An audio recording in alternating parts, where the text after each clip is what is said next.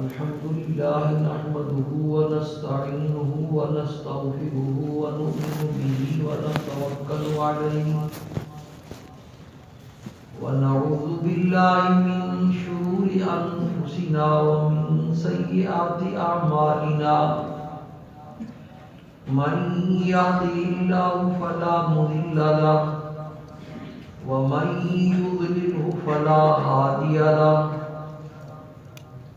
ونشهد أن لا إله إلا الله وحده لا شريك له ونشهد أن سيدنا وسندنا ومولانا محمدا عبده ورسوله صلى الله تعالى عليه وعلى آله وأصحابه وبارك وسلم تسليما كثيرا كثيرا.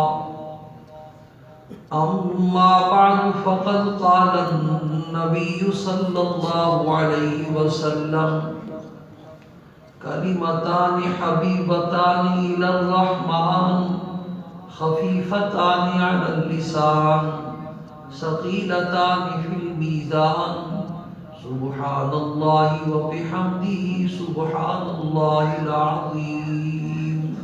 درود شریف. اللهم صل على سيدنا محمد.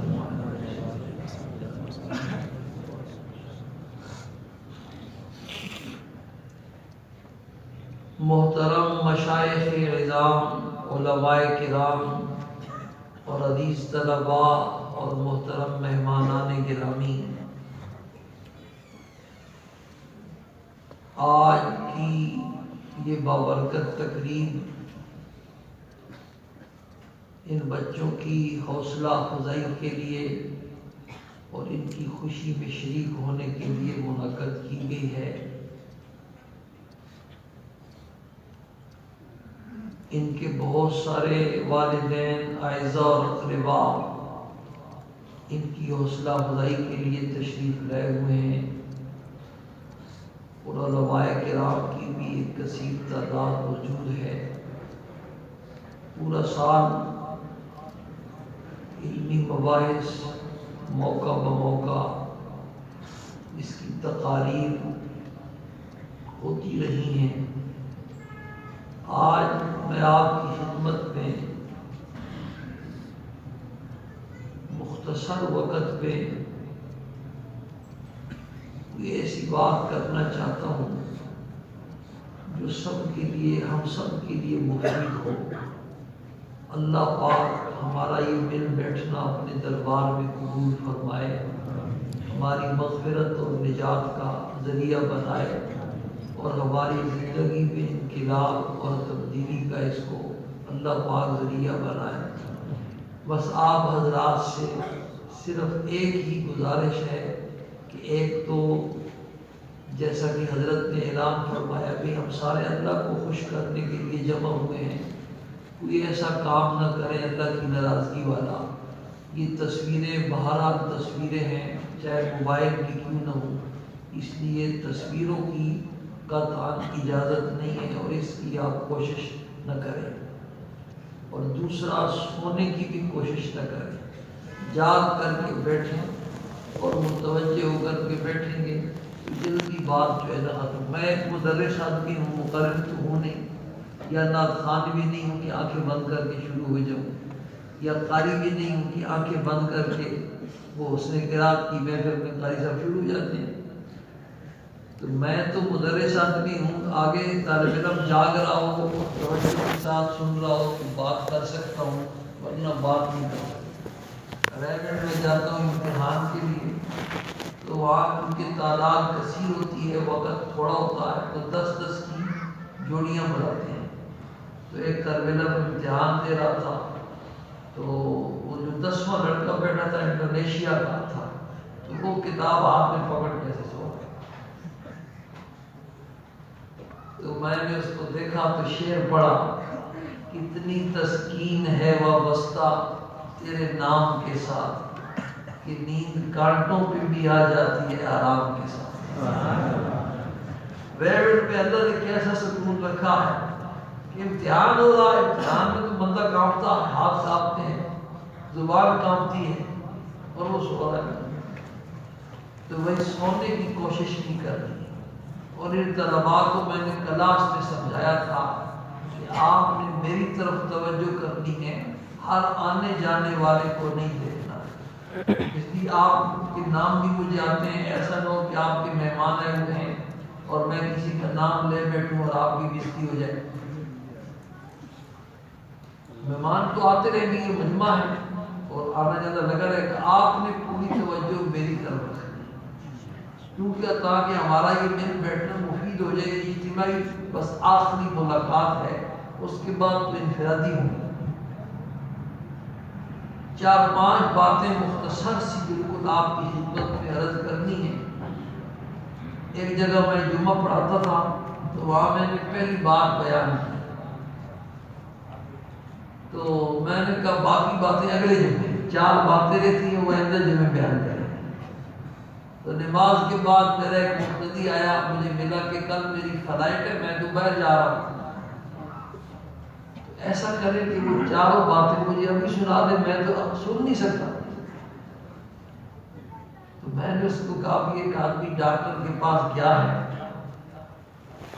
بیمار ہے بڑا شدید، ڈاکٹر نے اس کے ٹیسٹ کیے، بیماری کی تشخیص ہو گئی، اس نے کہا بیماری کی تشخیص ہو گئی ہے، آپ کو 5 انجیکشن لگیں گے، لیکن وہ انجیکشن ایسے ہیں کہ ہفتے میں صرف 1 لگتا ہے، ہفتے میں 1 انجیکشن لگے گا، پھر آئندہ ہفتے 1۔ اس نے کہا ڈاکٹر صاحب میری تو کل فلائٹ ہے، ٹائم نہیں ہے، 5 اکٹھے لگا۔ ایسا بھی ہوا ہے دنیا میں، لیکن میں آج 5 آپ کو اکٹھے لگا، لیکن شرط یہ ہے کہ آپ نے برداشت کرنا ہے اور توجہ کے ساتھ کریں۔ پہلی بات یہ سمجھیں کہ اللہ پاک نے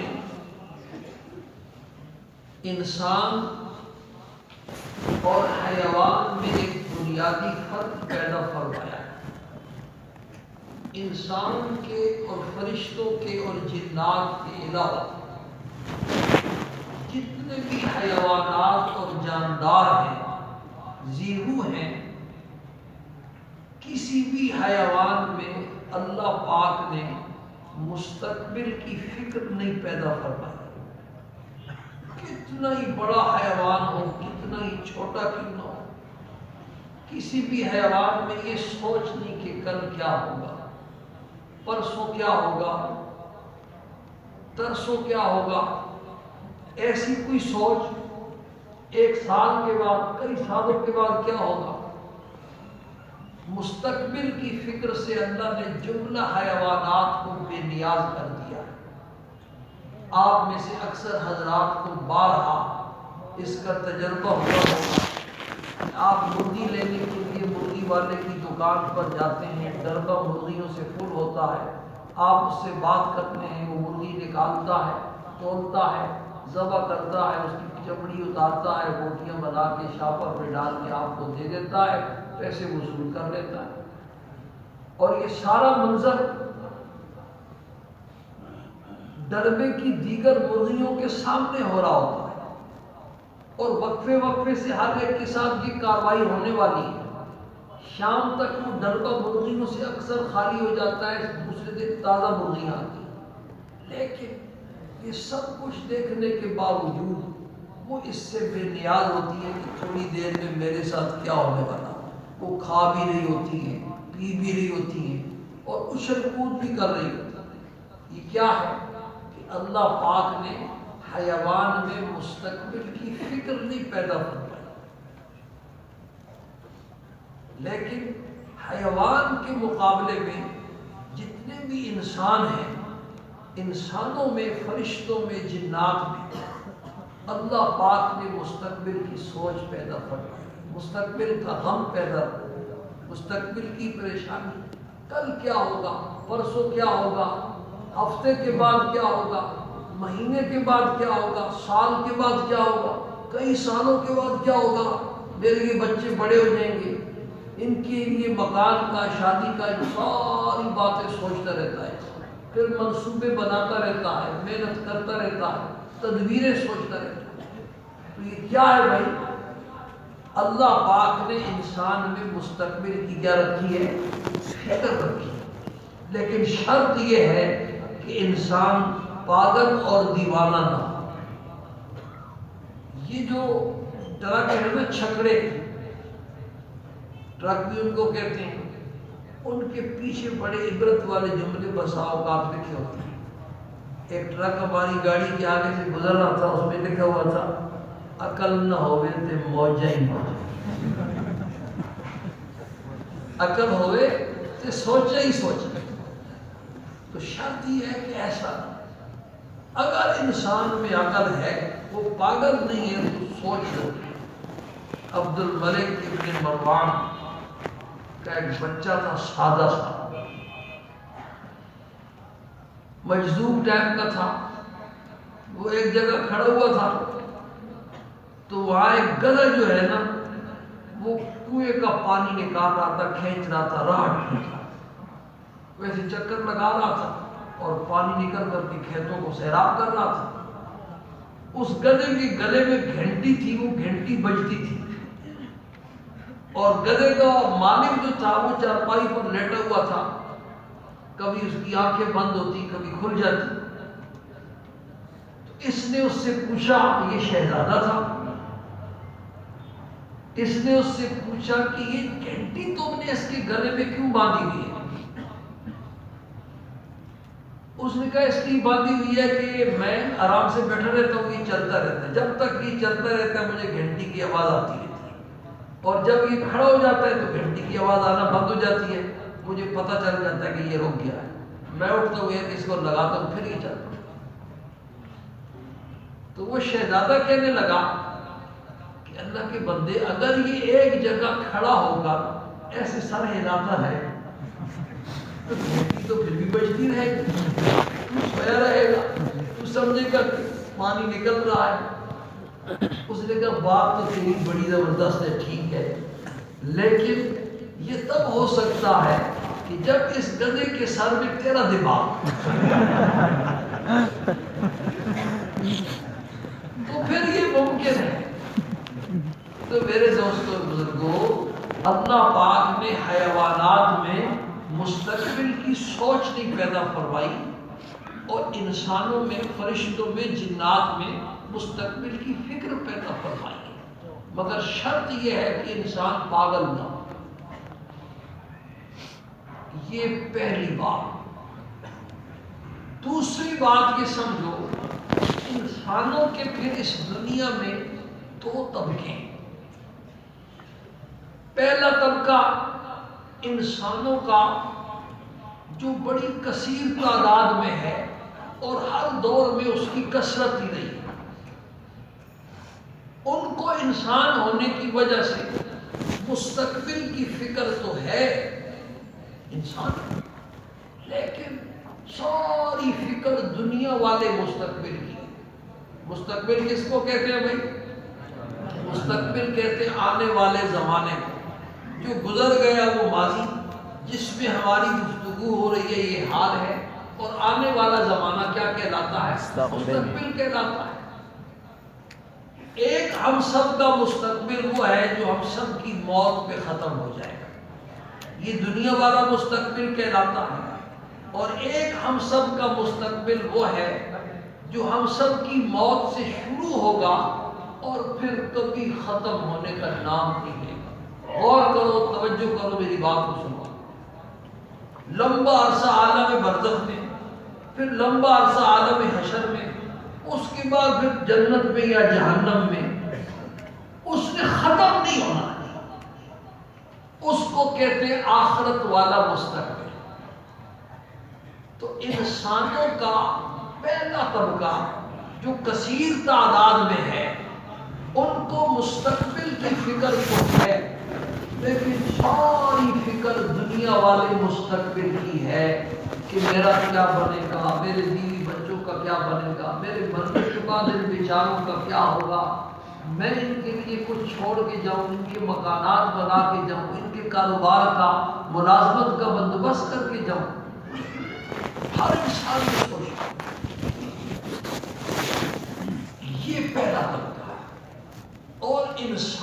کا ایک قلیل طبقہ ایسا بھی ہے، اور اللہ کی شان یہ کہ ہر زمانے میں ان کی قلت ہی رہی ہے۔ یہ قلیل طبقہ یہ سوچتا ہے کہ موت کے بعد والا جو آخرت کا مستقبل ہے اس میں ہمارا کیا ہوگا۔ ساری دنیا سوچتی ہے میرے مرنے کے بعد میرے بچوں کا کیا ہوگا، اور یہ سوچتے ہیں کہ میرے مرنے کے بعد سب سے پہلے تو میرا اپنا کیا ہوگا۔ یہ میرے پیارے پیارے بچے بیٹے بیٹیاں، یہ میرے بہن بھائی، میرے عزیز و اقارب، میرے رشتہ دار، میرے خاندان والے، ان بیچاروں میں سے جب کسی کا انتقال ہوگا تو موت کے بعد ان بیچاروں کا وہاں کیا ہوگا۔ اور اللہ والے تو ساری انسانیت کا سوچتے ہیں کہ یہ ارواح انسان ہے دنیا میں آباد، یہ بیچارے جب مرتے ہیں تو کہاں جاتے ہیں، سارے جہنم میں جا رہے ہیں۔ ابھی میں نے ذکر کیا ہم ریمنڈ جاتے تھے امتحان کے لیے، تو حاجی عبدالوہاب صاحب رحمہ اللہ سے 35-40 کے قریب ہم ممتحنین ہوتے ہیں پورے پاکستان سے، تو ان کی خاص ملاقات ان کے خاص کمرے میں کروائی جاتی تھی۔ آدھا گھنٹہ 25 منٹ تقریباً ملاقات ہوتی تھی۔ ایک ملاقات میں آخر میں حضرت نے ہمیں فرمایا کہ بھائی تم سارے علماء ہو، جاؤ اور 2 رکعت نماز صلاۃ الحاجت پڑھ کے اللہ پاک سے دعا مانگو کہ اللہ پاک کا دین پوری دنیا میں پھیل جائے۔ اب دیکھو لوگ اپنے لیے تو صلاۃ الحاجت پڑھنے والے بہت ہیں، بچوں کے لیے صلاۃ الحاجت پڑھنے والے بہت ہیں، کاروبار کے لیے صلاۃ الحاجت پڑھنے والے بہت ہیں، لیکن ایسا بھی کوئی ہے کہ جو اس لیے صلاۃ الحاجت پڑھے کہ حضور کا دین پوری دنیا میں پھیلے۔ اور یہ بھی ارشاد فرمایا مایوس نہ ہو، انشاءاللہ ضرور خیر کر کے رہے گا۔ اور واقعتاً یہ ایک حدیث کا مضمون ہے کہ یہ اسلام ہر کچے پکے گھر میں داخل ہوگا۔ تو ایسے لوگ بھی ہیں جن کو پوری انسانیت کی فکر ہے۔ مولانا الیاس رحمہ اللہ کا ایک بے تکلف دوست تھا، اس نے عرض کیا حضرت جی ساری دنیا کو پریشان کیا ہوا ہے، نہ خود چین سے بیٹھتے ہو اور نہ دوسروں کو چین سے بیٹھنے دیتے ہو، اگر قیامت قائم نہ ہوئی تو آپ کی ساری بھاگ دوڑ اور محنت کا کیا ہوگا۔ حضرت مسکرائے اور فرمایا اللہ کے بندے تم نے تصویر کے دوسرے رخ پر بھی کبھی سوچا؟ اگر قیامت قائم نہ ہوئی تو زیادہ سے زیادہ ہماری محنت ضائع چلی جائے گی اور کیا ہوگا،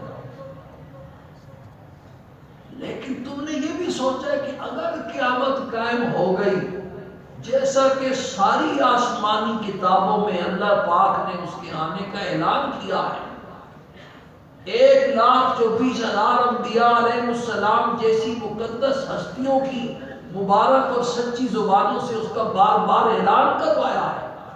اگر اس طرح ہو گیا تو پھر تم نے یہ سوچا ہے کہ میرا کیا ہوگا، میری بیوی بچوں کا کیا ہوگا، میرے بہن بھائیوں کا کیا ہوگا، میری برادری اور پورے خاندان والوں کا کیا ہوگا، اور اس ساری انسانیت کا کیا ہوگا۔ تو یہ قلیل طبقہ انسانوں کا دوسرا طبقہ ہے جن کو آخرت والے مستقبل کا غم کھائے جا رہا ہے، اور ان کی راتیں اسی بے چینی میں، اسی پریشانی میں مسلح کی پشت کے اوپر بلبلاتے ہوئے، چیخو پکار کرتے ہوئے گزرتی۔ دوسری بات ہوگی۔ تیسری بات یہ سمجھو کہ یہ جو دوسری سوچ ہے آخرت کے مستقبل والی سوچ، یہ سوچ اصل میں انبیاء علیہ السلام صحابہ کرام کی سوچ ہے، تابعین تبع تابعین کی سوچ ہے، اولیاء کرام کی، اللہ کے نیک بندوں کی سوچ ہے۔ سرکار دو عالم صلی اللہ علیہ وسلم کی جو دعائیں حدیث شریف میں آئی ہیں، ان میں ایک دعا یہ بھی آئی ہے، اللہم لا تجعل الدنیا اکبر ہمنا، اے اللہ اس دنیا کو ہمارا سب سے بڑا غم نہ بنانا کہ ہر وقت دنیا ہی کا غم ہو، ولا مبلغ علمنا، اور اے اللہ اس دنیا دنیا کو ہماری معلومات کی انتہا نہ بنانا کہ جتنا علم ہے، جتنی ڈگریاں ہیں، وہ دنیا ہی کی ہے اور آخرت کا کچھ پتہ ہی نہیں۔ اللہ نے 4 بیٹے دیے ہیں، ایک کو ڈاکٹر بنا دیا ہے، ایک کو انجینئر بنا دیا ہے، ایک کو سائنسدان بنا دیا ہے اور ایک کو سیاستدان بنا دیا ہے تاکہ مشکل وقت میں ان کو نکالے۔ اللہ کے بندے، اللہ نے 4 بیٹے دیے تھے تو ایک کو قرآن کا حافظ اور قاری بنایا ہوتا، دین کا مفتی اور عالم بھی بنایا ہوتا، یہ بھی تو کوئی لین ہے نا، تاکہ کل جب تیرا آخری وقت ہوتا تو تیرے سرانے بیٹھ کر کے سورہ یاسین شریف کی تلاوت کرتا، تیری روح بڑی آسانی کے ساتھ نکلتی اور پھر سنت کے مطابق تجھے غسل دیتا، سنت کے مطابق کفن دیتا اور پھر خود تیرا نماز جنازہ پڑھاتا۔ بیٹا جب باپ کا جنازہ پڑھاتا تو مزہ ہی ہے۔ مولانا طارق جمیل صاحب دامت برکاتہم ایک بیان میں فرما رہے تھے کہ بزرگ ہمیشہ کہتے تھے کہ دعا پڑھی نہیں جاتی، مانگی جاتی ہے۔ مجھے یہ بات سمجھ میں نہیں آتی تھی۔ جب میرے والد صاحب کا انتقال ہوا اور ان کا جنازہ میں نے خود پڑھایا تو پھر مجھے سمجھ میں آیا کہ دعا پڑھنے میں اور مانگنے میں کیا فرق ہے۔ تو تیرا نماز جنازہ وہ خود پڑھاتا اور دفن کے بعد ہی سارے ثواب کی لین لگائی۔ حضرت مولانا عبداللہ شہید رحمہ اللہ سے خود ایک بیان میں بیانات میں جاتا تھا، ایک بیان میں خود میں نے یہ واقعہ سنا۔ ایک عالم کو، ایک بزرگ کو اللہ نے برزخ کا منظر دکھائی دیا۔ ایک بڑا میدان ہے اور وہاں کچھ پرندے دانا چگ رہے ہیں اور ایک آدمی ایک کرسی کے اوپر بیٹھا ہوا نظارہ کر رہا۔ یہ اس کرسی والے کے پاس تشریف لے گئے، پوچھا بھی یہ کیا منظر ہے؟ تو اس کرسی والے نے بتلایا کہ یہ جتنے پرندے تمہیں نظر آ رہے ہیں یہ مرنے والوں کی ارواح ہے اور دنیا سے جو عام مسلمان ان کے لیے ایصال ثواب کر کے بھیجتے ہیں یہ اپنا اپنا حصہ وصول کر رہے ہیں۔ تو پوچھا بھی تو کرسی پر بیٹھا ہوا ہے، تمہیں ضرورت نہیں ہے؟ اس نے کہا میں اپنے پیچھے ایک حافظ قرآن بیٹا چھوڑ کے آیا تھا اور وہ روزانہ ایک قرآن پاک پڑھ کر کے مجھے ایصال ثواب کر دیتا ہے، میرے پاس اتنے تھوک سے پہنچ جاتا ہے کہ مجھے اس کی ضرورت نہیں ہوتی۔ سبحان اللہ۔ کچھ عرصے کے بعد دوبارہ خواب آئی اور اس عالم کو دوبارہ وہ برزخ کا منظر دکھائی دیا تو انہوں نے دیکھا کہ اب وہ کرسی خالی ہے اور وہ بھی ان کے ساتھ ملا ہوا ہے دانا چگنے۔ یہ اس کے قریب گئے، پہچان جان پہچان تو ہو گئی، تو پوچھا بھی پہلے تم کرسی پر تھے اب تم بھی مل گئے ہو؟ کہتے ہیں کہ وہ میرا جو بیٹا میرے لیے ایک قرآن پاک کا صدقہ ایصال ثواب کر کے بھیجتا تھا اس کا اب انتقال ہو گیا ہے، وہ بھی یہاں آ گیا ہے، اب پیچھے سے آنا بند ہو گیا، میں بھی محتاج ہوں۔ تو بھائی کچھ ایسا بھی تو کیا ہوتا ہے۔ وَلَا مَبْلَغَ عِلْمِنَا، اے اللہ اس دنیا کو ہماری معلومات کی انتہا نہ بنانا۔ میری سوسائٹی میں میرا ایک مقتدی ہے، مسجد سے ایک دفعہ باہر نکلے، گھر تک پیدل جا رہے تھے تو راستے میں کہنے لگا میرا ایک بیٹا ڈاکٹر ہے، ایک انجینئر ہے، ایک بچی ڈاکٹر ہے، میں اللہ سے اور کیا مانگتا ہوں؟ رو پڑا۔ اللہ اکبر۔ میں نے اس کو تو کچھ نہیں کہا لیکن دل میں نے کہا کتنی گھٹیا سوچ۔ آپ سب نے بخاری شریف پڑھی ہے، سارے علماء بیٹھے ہیں۔ ام سلیم رضی اللہ تعالی عنہ کا حضرت ابو طلحہ انصاری کا مشہور واقعہ، وہ بچے والا بچہ بیمار تھا، وہ گھر واپس آئے، وہ فوت ہو گیا تھا، انہوں نے کونے میں اس کو رکھ دیا، آرام سے اس کے اوپر چادر ڈال دی اور پوچھا حضرت ابو طلحہ نے کہ بچے کا کیا حال ہے؟ تو ام سلیم نے رضی اللہ تعالی عنہ نے کہا کہ وہ آرام میں ہے۔ قرآن کہتا ہے موت سے آرام ہو جاتا ہے، ساری بیماریاں ختم ہو جاتی ہیں۔ ان کا تو یہ مطلب تھا، وہ سمجھے بیماری سے آرام۔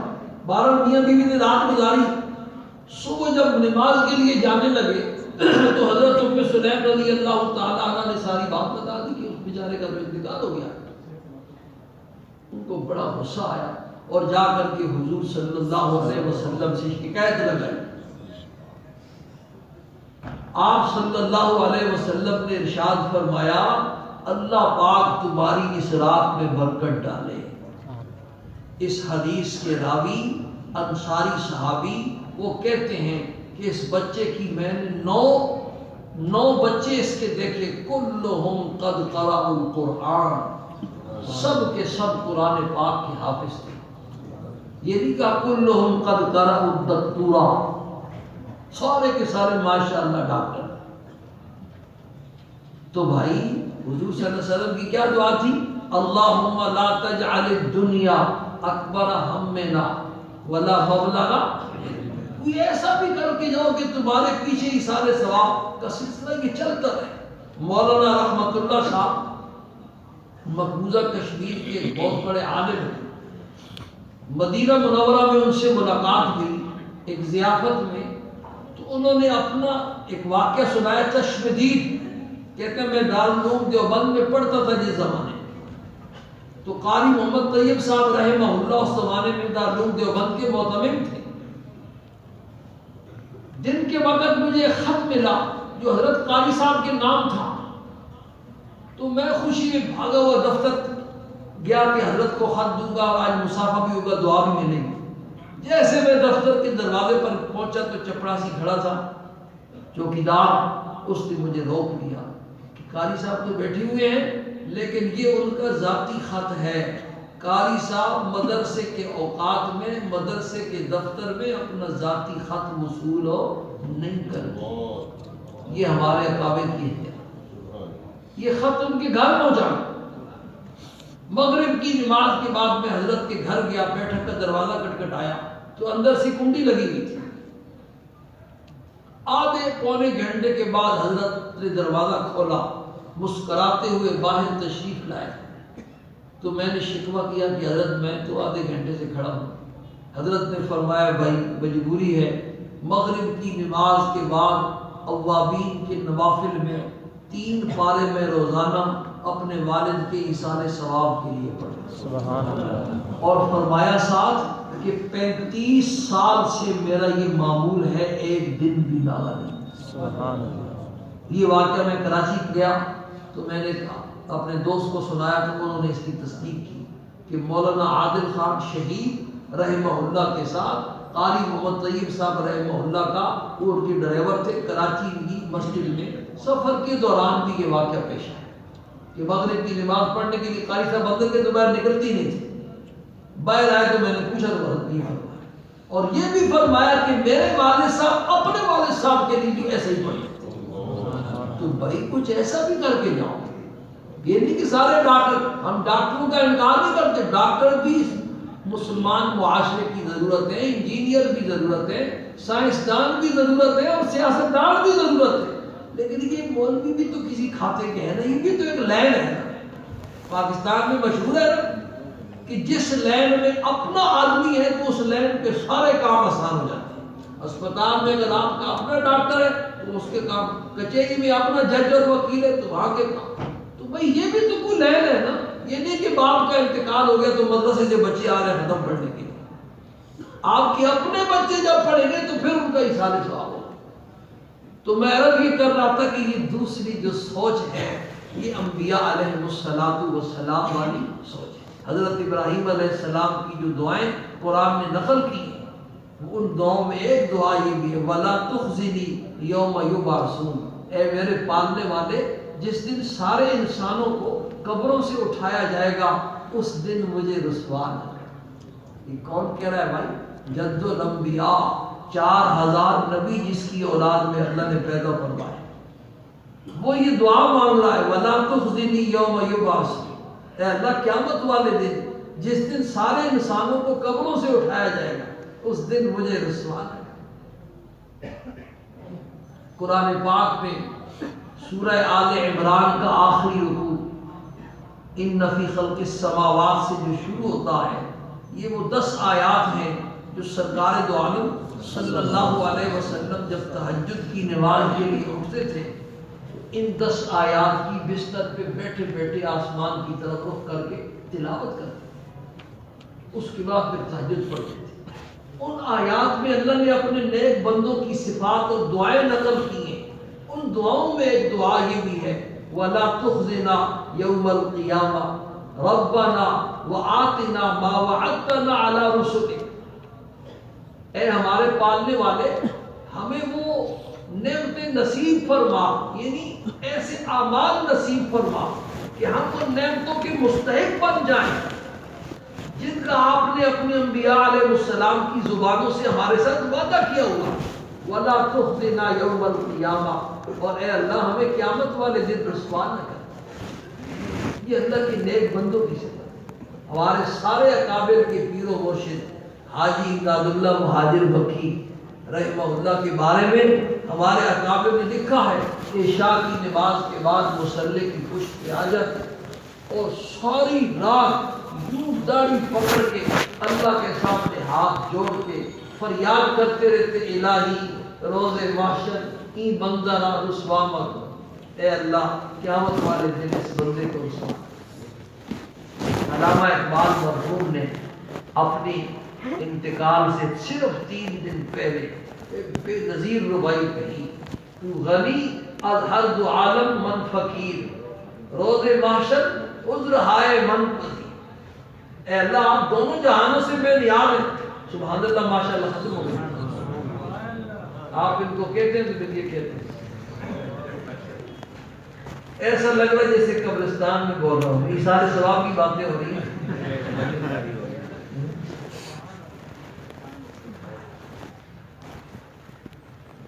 تو غنی از ہر دو عالم من فقیر روز محشر عذر ہائے من پذیر، اے اللہ آپ دونوں جہانوں سے بے نیاز اور میں محتاج ہوں، قیامت والے دن میرے گناہوں کو معاف فرما دیں۔ وہ اگلا مصرع تو بڑا ہی عجیب ہے، گر تو میں بینی حسابم ناگزیر از نگاہ مصطفیٰ پنہا بگیر، اے اللہ اگر آپ میرا حساب و کتاب لازمی لینا چاہتے ہیں تو پھر میری ایک عاجزانہ درخواست ہے، ہمارے آقا کی نگاہوں سے چھپا کر کے لینا، میں ان کی نگاہوں کی طرف نگاہ سے۔ میرے دوستو، یہ جو دوسری سوچ ہے نا، یہ ہے انبیاء علیہ السلام والی، اللہ کے نیک بندوں والی۔ ان کو یہ فکر کھائے جا رہا ہے کہ بنے گا کیا قیامت والے دن، یہ غم کھائے جا رہا ہے۔ کبھی کبھی ایک آیت پڑھتے پڑھتے ساری رات مصلی پہ آپ گزار دیتے۔ حضرت عائشہ فرماتی ہیں آپ تشریف لائے، لیٹے اور پھر اٹھ کے شروع ہو گئے اور وہ ایک آیت پڑھتے رہے، ان تعذب، حضرت عیسیٰ علیہ السلام کا وہ قول یاد کر کے، ان تعذبہم فإنہم عبادک وإن تغفر لہم فإنک انت العزیز الحکیم۔ ساری رات یہ آیت پڑھتے پڑھتے مصلی پہ روتے ہوئے گزار دی، جہاں تک کہ حضرت بلال آ گئے آپ کو نماز کے لیے لے جانے۔ 3 باتیں ہو گئی۔ تیسری بات یہ بیان ہوئی کہ یہ جو فکر آخرت والی سوچ ہے یہ اللہ کے نیک بندوں والی سوچ۔ چوتھی بات یہ سمجھو کہ جو دنیا کی سوچتا ہے اور اس کے لیے محنت کرتا ہے، یہ ضروری نہیں کہ اس کی دنیا بن جائے، اس کا اللہ نے کوئی وعدہ نہیں کیا۔ اللہ کی مشیت اور چاہنے کے اوپر کیا ہے؟ موقوف ہے۔ من کان یرید العاجلۃ عجلنا لہ فیہا ما نشاء لمن نرید، ہم جس کے لیے چاہتے ہیں جتنا چاہتے ہیں، یہ نہیں کہ ہر چاہنے والے اور محنت کرنے والے کو مل جائے۔ ہزاروں لوگ اپنے بچوں کو ڈاکٹر بنانے کے لیے میڈیکل کی لائن میں ڈالتے ہیں، کیا سارے ڈاکٹر بن جاتے؟ کیا سب کو اپنے بچوں کی خوشیاں نصیب ہو جاتی ہے؟ ایسا بھی ہوا، ڈگری پاس کر لی اور حادثے کا شکار ہو کر کے دنیا سے جدا گئے، آخرت کی طرف روانہ ہو گیا، اور بچوں کی والدین کو بچوں کی خوشی دیکھنی نصیب نہیں۔ ہزاروں لوگ اسمبلی کا انتخاب لڑتے ہیں، کیا اسمبلی میں پہنچ جاتے ہیں؟ ہزاروں لوگ شادیاں کرتے ہیں اولاد کی نعمت کے لیے، کیا سب کی بچے پیدا ہو جاتے ہیں؟ تو دنیا کی سوچ اور دنیا کی کوشش کرنے والے کو دنیا کا مل جانا بھی کوئی یقینی نہیں، لیکن جو آخرت کی فکر کرتا ہے، آخرت کی کوشش کرتا ہے، اس کی آخرت تو بن ہی جاتی ہے، اللہ پاک کا گارنٹی شدہ وعدہ ہے، اس کی برکت سے اللہ پاک اس کی دنیا بھی خود بنا۔ اس لیے اپنے بچوں کے بارے میں پریشان مت ہو، یہ آخرت کی سوچ والے، جو آخرت کی سوچ کرتا ہے اس کی آخرت تو بنتی ہی بنتی ہے، اس کی محنت ضائع نہیں جاتی، لیکن اس کی برکت سے اللہ پاک اس کی دنیا بھی بناتے ہیں، اور ایسی بناتے ہیں کہ دنیا والے حیران ہوتے ہیں۔ یہ مفتی عبدالسلام صاحب کے پاس کون سی ڈگری ہے؟ یہ میری طرح کے مولوی اور مزے کر رہے ہیں، مزے کر رہے ہیں، خلاف کے اندر مزے کر رہے ہیں۔ اللہ پاک دنیا بھی بناتے ہیں۔ حضرت مولانا اشرف علی صاحب تھانوی رحمت اللہ علیہ دو بھائی تھے، بڑے بھائی کا نام تھا اکبر علی، ان کے والد گاؤں کے وڈیرے تھے، ان کو انگریزی کی تعلیم دلوائی اور انگریز کے زمانے میں بہت بڑے افسر تھے۔ مولانا اشرف علی صاحب گاؤں کے مکتب کی تعلیم سے جب فارغ ہوئے تو ان کو جا کے دارالعلوم دیوبند میں اس وقت بڑا مدرسہ تھا داخل کروا دیا۔ واپس گھر آئے تو ان کی بھابھی تھی، یہ کہنے لگی بھائی جان اکبر علی کو تو آپ نے انگریزی کی تعلیم دلوائی ہے، وہ تو پورے خاندان کی کفالت کرے گا، اور اشرف علی کو تو نے مدرسے میں ڈال دیا، اللہ کے بندے کو کیا کھائے گا اور کہاں سے کھائے گا، تو پریشان کرے گا۔ اللہ والے تھے، وہ تھے دنیا دار، مگر اللہ نے دین کی سمجھ دی تھی۔ فرمایا بھابھی تو اپنی آنکھوں سے دیکھے گی، اشرف علی جب پڑھ کے آئے گا تو اکبر علی جیسے ہزاروں اس کی جوتیوں میں بیٹھنے میں فخر محسوس ہوگا۔ اللہ والے کی زبان سے نکلا ہوا جملہ، اللہ نے ایسا سچ کر دکھایا۔ میرے شیخ تھے حضرت مولانا نواب عشرت علی خان کیسر رحمہ اللہ، انہوں نے اپنا چشم دید واقعہ سنایا۔ ان کی والدہ حضرت تھانوی رحمہ اللہ سے بیعت تھی اور بچپن میں حضرت جایا کرتے تھے کہ حضرت آخری عمر میں کچھ چلنے سے معذور ہو گئے، بوڑھے ہو گئے، ضعیف ہو گئے، اور دو بیویاں تھی، دو گھر تھے، اولاد نہیں تھی۔ عصر کی نماز کے بعد اتباع سنت کی نیت سے دونوں گھروں میں تھوڑی تھوڑی دیر کے لیے جایا کرتے۔ سرکار دو عالم صلی اللہ علیہ وسلم کے 9 گھر تھے، باریاں مقرر تھی، لیکن عصر کے بعد تھوڑی تھوڑی دیر کے لیے سب جگہ جاتے۔ تو ایک ریاست کے نواب حضرت کے مرید تھے، انہوں نے درخواست کی کہ حضرت آپ سے چلا نہیں جاتا، اگر اجازت ہو تو میں وہ پہیوں والی کرسی وہی چیئر بنوا کے لے آتا ہوں۔ ضرورت تھی، حضرت اجازت دے، کرسی بن کر کے میرے شیخ سنا رہے تھے، حضرت اس کرسی کے اوپر تشریف فرما ہوئے اور ریاست کا وہ نواب اپنے ہاتھوں سے حضرت کی کرسی کو بھرے بازار میں دھکیل کے جا رہا۔ اشرف علی جب پڑھ کے آئے گا تو اکبر علی جیسے ہزاروں اس کی جوتیوں میں بیٹھنے میں فخر محسوس کرے۔ اللہ نے سچ کر دیا۔ دارالعلوم دیوبند کے شیخ الحدیث حضرت مولانا سید حسین احمد مدنی رحمہ اللہ اپنی بیٹھک میں حدیث شریف کا مطالعہ کر رہے ہیں، سبق کی تیاری ہو رہی ہے۔ ایک طالب علم حضرت کی خدمت پر مامور تھا۔ ایک نواب ریاست کو، اس زمانے میں چھوٹی چھوٹی ریاستیں ہوتی تھی، اس ریاستوں کے نواب بادشاہ ہوتے تھے۔ ایک نواب صاحب آئے ہوئے تھے اور حضرت کی منت کر رہے تھے کہ حضرت تھوڑی دیر کے لیے ہماری ریاست میں اگر آ جائیں دعا کر دیں۔ حضرت نے فرمایا نواب صاحب پہلے سبق ہوگا اور سبق کے بعد پھر انشاءاللہ چلے گی آپ کے ساتھ۔ جب سبق کا وقت قریب آیا تو اس بچے نے حضرت کے کپڑے بدلوائے اور الماری کھول کر کے ایک شیشی نکالی، کستوری کی مسک کی، اور وہ شیشی پوری اپنے ہاتھ کے اوپر انڈیل دی اور یوں کر کے کچھ حضرت کی داڑھی پر، کچھ سر پر، کچھ کپڑوں کے اوپر تھپ دی۔ ہمارے اکابر اختیاری سنتوں میں اتباع کا اہتمام تو کرتی تھے، غیر اختیاری سنتوں میں بھی اتباع کی کوشش کرتے ہیں۔ سرکار دو عالم صلی اللہ علیہ وسلم کا تو معجزہ تھا کہ آپ کے جسم میں اطہر سے خوشبو بہتی تھی، جدھر سے گزر کے جاتے تھے پیچھے سے آنے والا پہچان جاتا تھا کہ یہاں سے ہمارے آقا گئے صلی اللہ علیہ وسلم۔ حضرت بھی اتنی خوشبو لگاتے تھے کہ گزر کے جاتے تو طالب علم پہچان جاتے کہ یہاں سے گزر گئے۔ بہرحال جیسی اس طالب علم نے پوری شیشی لگائی نا تو وہ نواب کہنے لگا حضرت یہ 90 روپے کی آتی ہے، اور آپ نے ایک ہی دفعہ میں ساری لگا دی. حضرت مسکرائے اور فرمایا نواب صاحب میں جس کے لیے لگاتا ہوں وہ ہر مہینے کی 30 شیشیوں کا پہلے سے انتظام کرتا. سبحان اللہ. اور اس زمانے کا 90 روپیہ یہ عمران خان کے دور کا 90 لاکھ نہیں تو اس سے کم نہیں تھا. حضرت تھانوی رحمۃ اللہ علیہ کی تنخواہ کتنی تھی؟ 25 روپے. اور بھینس کتنی آتی تھی؟ 16 روپے. یہ اس دور کی بات کر رہا ہوں. اور میں نے 2-3 ہفتے پہلے حضرت کے ملفوظات میں خود پڑھا کہ ایک مرید نے 3 قربانی کے بکروں کے پیسے بھیجے 12 روپے. 4 روپے کا بکرا آتا تھا تو 90 روپے کتنے بنے گی؟ اسی حساب سے آئی بات سمجھ میں. حضرت مسکرائے اور فرمایا کہ نواب صاحب جس کے لیے لگاتا ہوں وہ ہر مہینے کی 30 شیشیوں کا پہلے سے انتظام. سبق میں حضرت تشریف لے گئے، نواب صاحب بھی شریک ہوئے، سبق ہوا. سبق کے بعد حضرت نواب صاحب کی گاڑی میں بیٹھ گئے اور نواب صاحب خود گاڑی چلا رہے تھے. راستے میں چلتے چلتے نواب صاحب کہنے لگے حضرت اگر منظور فرمائے تو آئندہ کے لیے ہر مہینے کی 30 شیشیاں میرے ذمہ. سبحان اللہ.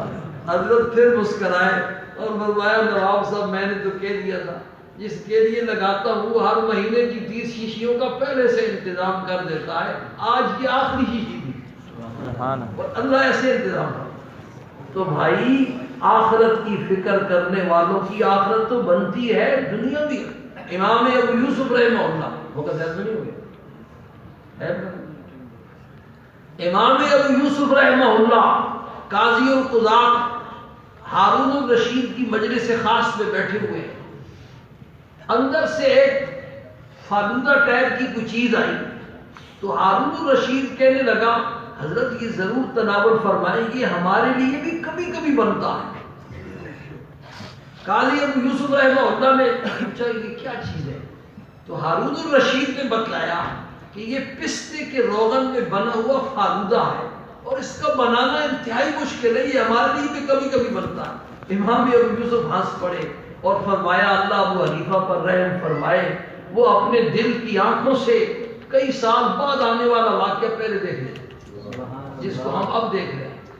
ہارون الرشید نے پوچھا کیا بات ہوئی؟ تو فرمایا کہ میں یتیم تھا، امام صاحب کے پاس پڑھتا تھا، میری والدہ آ کے لڑتی تھی امام صاحب سے میرے بچے کو خراب کرنا ہے. آج بھی لوگ کہتے ہیں مولوی بچوں کو خراب کرنا ہے. تو امام صاحب نے ایک دن فرمایا اللہ کی بندی چھوڑ اس کو، یہ تو پستے کے روغن میں بنے ہوئے فالودہ کھانے کا فن سیکھ رہا ہے. وہ آج میں نے اپنی آنکھوں سے دیکھی، اللہ نے کھلایا. امام مالک رحمہ اللہ مسجد نبوی میں تشریف لاتے، روزانہ نیا جوڑا نیا لباس پہن کے حدیث شریف پڑھانے کے لیے آتے. پوچھنے پر بتلایا کہ جب سال شروع ہوتا ہے ایک ہی آدمی 360 جوڑے پہلے دن بنا کے لے آتا اور میں ایک دن پہن کے آگے صدقہ کر دیتا. تو میرے دوستوں بزرگوں، آخرت کی جو فکر کرنے والے ہیں ان کی اللہ پاک آخرت تو بناتی ہیں، اس کا تو اللہ نے وعدہ کیا ہوا ہے وَمَنْ أَرَادَ الْآخِرَةَ وَسَعَى لَهَا سَعْيَهَا وَهُوَ مُؤْمِنٌ فَأُولَئِكَ كَانَ سَعْيُهُمْ مَشْكُورًا. آخرت تو بناتے ہی بناتے ہیں لیکن اس کی برکت سے اللہ پاک دنیا بھی بنا دیتے ہیں اور ایسی بناتے ہیں دنیا کی دنیا والے دیکھ کر کے. کتنی باتیں ہو گئی؟ 4. پانچویں اور آخری بات اگر مولانا الطاف صاحب اجازت دیں، جن طلباء کا بھی حق ہے، یہ تو بھی عوامی بات تھی تاکہ عوام جو آئے ہوئے بیچارے ان کو بھی فائدہ پہنچے. آخری اور پانچویں بات، یہ پانچواں ٹیکہ آئے اکٹھی آ جائے، اللہ کرے آپ برداشت کریں. حضرت مفتی اعظم پاکستان مفتی محمد شفیع صاحب رحمہ اللہ دارالعلوم دیوبند سے جب فارغ ہوئے جس سال، یہ مفتی تقی عثمانی صاحب دعوت پر رکھا، میرے استاد محترم تھے، ان کے والد محترم تھے، ان کی تفسیر معارف القرآن الخاص و عام نے پڑھی ہے. جب یہ فارغ ہوئے دارالعلوم دیوبند سے، ان کے جو والد تھے مولانا محمد یاسین صاحب رحمہ اللہ،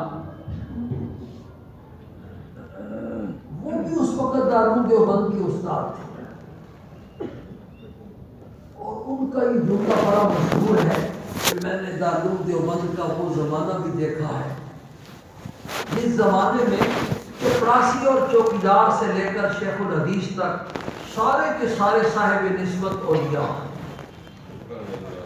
سارے اللہ کا حضرت تشریف لے گئے، حضرت گستاخی ہو رہی بڑی، اگر آپ فرماتے ہیں تو میں آخری بات کرتا ہوں، یہ لازم ہے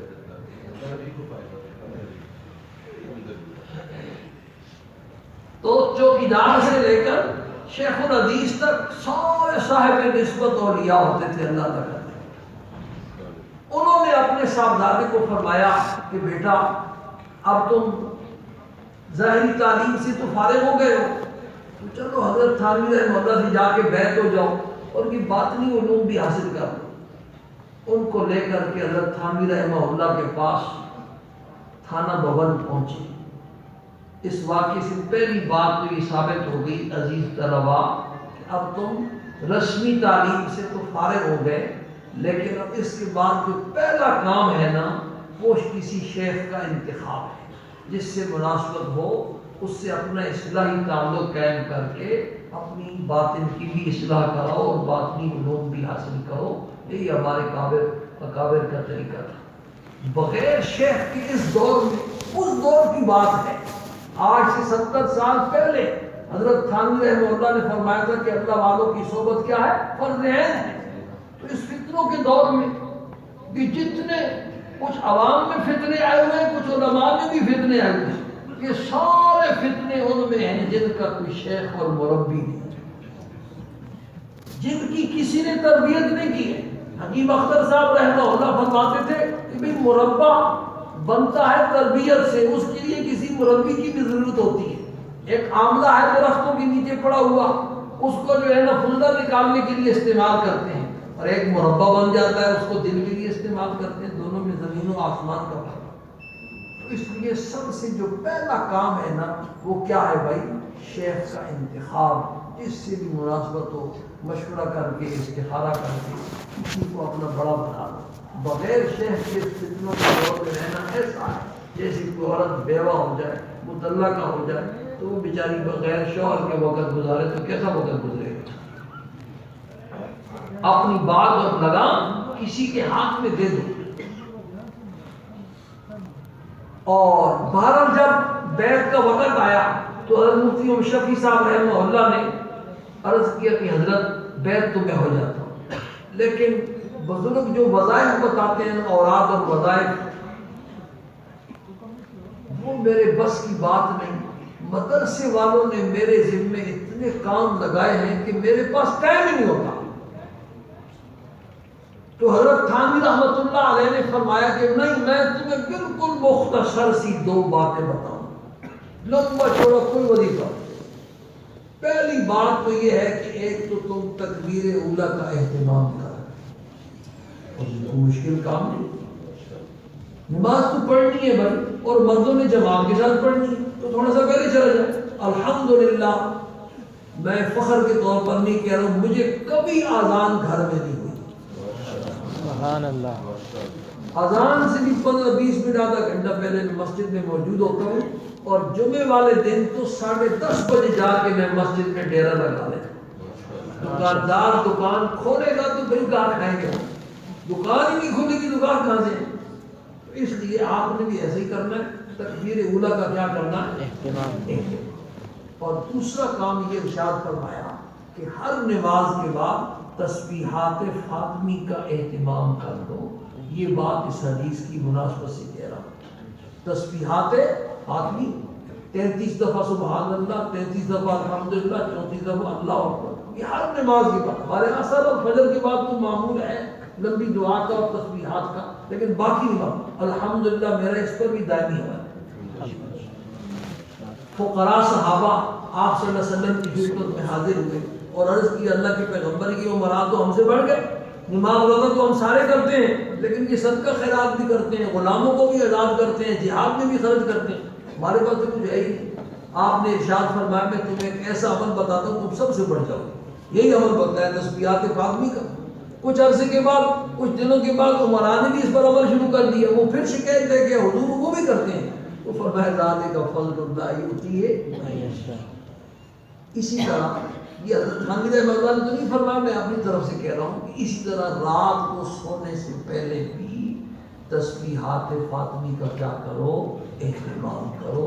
اور الحمدللہ میرا اس پر بھی دائمی عمل. حضرت فاطمہ الزہرا رضی اللہ تعالی عنہ غلام کی شکایت لے کر کے آئی کہ غلام چاہیے, تھکاوٹ ہوتی ہے. تو آپ نے ان کو جو وظیفہ بتلایا تھا گھر جا کر کے اتنے قریب ہو گیا. فاطمہ فرماتی کہ آپ کے پاؤں کی ٹھنڈک میں محسوس کر رہی ہوں, پاؤں ہمارے بستر کے اندر داخل کر رہی. اور فرمایا تم نے وہ جو غلام کا مطالبہ کیا تھا میں تمہیں اس سے بھی بہتر چیز بتا رہا ہوں. رات کو سونے سے پہلے 33 دفعہ سبحان اللہ, 33 دفعہ الحمدللہ اور 34 دفعہ اللہ اکبر پڑھ کے سویا کرو. یہ غلام سے بہتر ہے. اور بزرگوں نے اپنا تجربہ لکھا ہے کہ چونکہ انہوں نے غلام کی تھکاوٹ کی شکایت کی تھی, غلام کی جو مطالبہ کیا تھا تھکاوٹ کی وجہ سے کیا تھا. اس عمل کی پابندی کرنے والے کی تھکاوٹ کی اللہ پاک دور فرمائے. اور جب دن 2 جگہ پر تم تسبیحات فاطمی کا اہتمام کر لو گے. حضرت علی رضی اللہ تعالیٰ نے جب یہ حدیث بیان کی تو شاگرد نے کو کہا کہ جب سے حضور نے بتلایا ہے اس رات سے لے کر آج تک ایک دن بھی نالا نہیں ہوا. شاگرد کہنے لگا ولا لیلۃ الصفین, وہ جو جنگ صفین ہوئی تھی آپ اور حضرت امیر معاویہ رضی اللہ تعالیٰ عنہ کے درمیان, اس رات فرمایا ولا لیلۃ الصفین, اس رات بھی نالا نہیں. اور الحمدللہ میرا بھی کبھی نہ کرتا. جب ان دونوں پر آپ عمل کر لیں گے تو ایک تیسری حدیث پر خود بخود عمل ہو جائے گا. اور وہ تیسری حدیث کیا ہے؟ آپ صلی اللہ علیہ وسلم کا ارشاد ہے کہ جب آدمی صبح اٹھتا ہے اس کے بدن میں 360 جوڑ ہیں اور وہ سارے صحیح سالم ہوتے ہیں. ہر ایک جوڑ کی سلامتی پر بطور شکرانے کے اس پر صدقہ کرنا واجب ہے. صحابہ نے عرض کی اللہ کے پیغمبر یہ اتنے صدقے 360 روزانہ کون کر سکتا ہے؟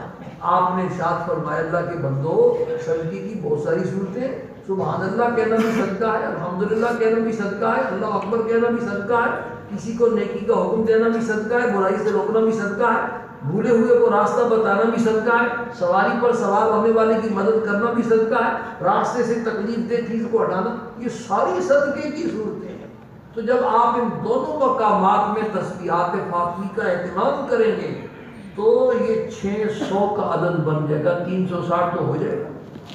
اور اس کو معمولی مت سمجھے کہ آخری حدیث میں آپ نے ارشاد فرمایا ثقیلتان فی المیزان, میزان عدل اتنا بڑا جس کا پلڑا ہے کہ 7 آسمان اور 7 زمینیں اور جو کچھ ان میں ہے وہ سارا اس میں ڈال دیا جائے تو ایک پلڑے میں آ جائے.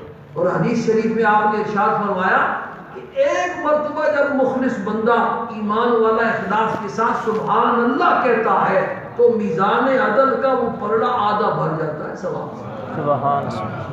اور جب الحمدللہ کہتا ہے تو پھر وہ پورا بھر جاتا ہے. اللہ پاک ہم سب کو عمل کی توفیق نصیب فرمائے. اور علماء کی حضرت کی گستاخی کی معافی چاہتا ہوں.